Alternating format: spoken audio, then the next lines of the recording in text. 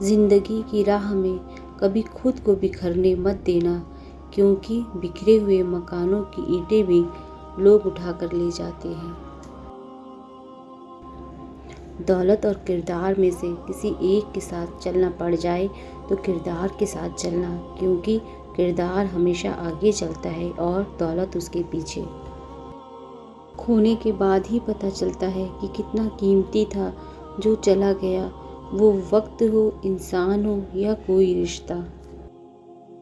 زندگی ایک انجان کتاب جیسی ہے، اگلے صفحے پہ کیا لکھا ہے کسی کو نہیں پتا۔ کچھ باتیں تب تک سمجھ میں نہیں آتی جب تک خود پر نہ گزرے۔ پلٹ کر جواب دینا بے شک غلط بات ہے، لیکن سنتے رہو گے تو لوگ بولنے کی حدیں بھول جاتے ہیں۔ دنیا تعلیم یافتہ لوگوں سے بھر گئی ہے، مگر انسانیت سے خالی ہو گئی ہے۔ پہلے دو لوگ لڑتے تھے تو تیسرا صلح کراتا تھا، مگر اب تیسرا ویڈیو بناتا ہے۔ مخلص لوگ بہت کمزور ہوتے ہیں اور دھوکہ بھی جلدی کھا لیتے ہیں، کیونکہ وہ اپنے خلوص کی وجہ سے نرم پڑ جاتے ہیں اور زمانہ ان کو نگلنے کی کوشش کرتا ہے، لیکن ان کی مدد اللہ کرتا ہے۔ دھوکہ کھانے والوں کو سکون مل جاتا ہے، لیکن جو لوگ دھوکہ دیتے ہیں ان کو کبھی سکون نہیں ملتا اور وہ بھٹکتے رہتے ہیں۔ اپنے ہاتھ سے کی ہوئی نیکی اور دوسرے سے سرزد ہونے والے گناہ کا تذکرہ کسی سے نہ کرو، یہ تمہارے کردار کا امتحان ہے۔ قرآن کھولو اور طوفان نوح کا واقعہ پڑھو۔ اگر ولی حاجت روا ہوتے تو نوح علیہ السلام اپنے بیٹے کو بچا لیتے اور طوفان کو روک لیتے۔ جب اللہ کا حکم آ جائے عذاب کے لیے تو کوئی روک نہیں سکتا سوائے توبہ کے۔ کسی فقیر نے سچ ہی کہا ہے کہ غم کی زندگی میں سب سے بڑی اہمیت یہ ہے کہ غم دل کو بہت نرم کر دیتا ہے۔ اگر غم نہ ہوتے تو انسان پتھر ہی رہتا۔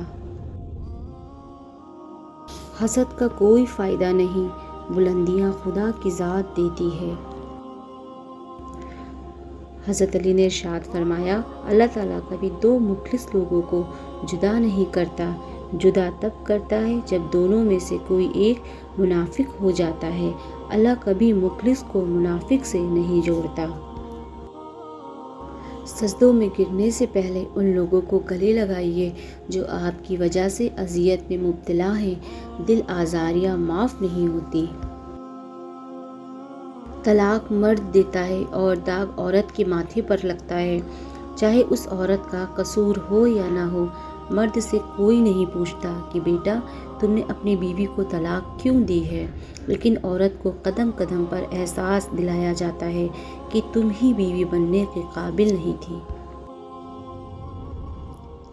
بیل کو سامنے سے نہ پکڑو، گھوڑے کو پیچھے سے نہیں پکڑنا چاہیے اور جاہل کو کسی بھی سمت نہ پکڑو، فائدے میں رہو گے۔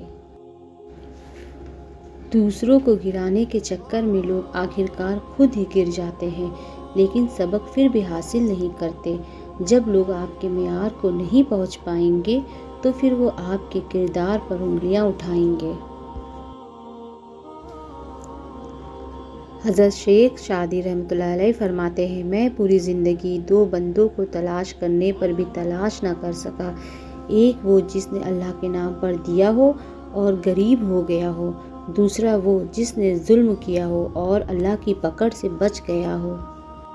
ایک فقیر نے مالدار آدمی سے کہا، اگر مجھے تمہارے گھر میں موت آ جائے تو تم میرے ساتھ کیا سلوک کرو گے؟ مالدار آدمی نے کہا، تمہیں کفن دے کر دفنا دوں گا۔ فقیر بولا، ابھی میں زندہ ہوں، مجھے پہننے کے لیے کپڑے دے دو، اور جب میں مر جاؤں تو مجھے بغیر کفن کے دفنا دینا۔ یہ ہم لوگوں میں سے بہت سے افراد کی داستان ہے کہ جب تک ہم زندہ ہیں ایک دوسرے کی قدر نہیں کرتے، لیکن مرنے کے بعد ایک دوسرے کے لیے آگے بڑھ بڑھ کر نیکیاں کرنے لگتے ہیں۔ اگر قدر کرنی ہے تو زندگی میں کرو۔ مولانا رومی فرماتے ہیں کہ اس دنیا میں کوئی خزانہ سانپ کے بغیر نہیں، کوئی پھول کانٹے کے بغیر نہیں، اور کوئی خوشی غم کے بغیر نہیں۔ مولانا رومی کہتے ہیں کہ دشمنوں سے زیادہ ہمارے دوست خطرناک ہیں، جو منافقانہ انداز میں ہمارے جذبات سے کھیلتے ہیں۔ حق کی مخالفت کرنے اور لوگوں کو حقیر جاننے کا نام ہی تکبر ہے۔ دیکھ کر سوچتا ہوں قبروں کو، لوگ مر کر یہاں پہ آتے ہیں، وہ جو مرتے ہیں سرد لہجوں سے، ایسے انسان کہاں جاتے ہیں۔ میں اپنے گاؤں لوٹا تو وہی منظر پرانا تھا، کئی لوگوں سے ملنا تھا، کئی قبروں پہ جانا تھا۔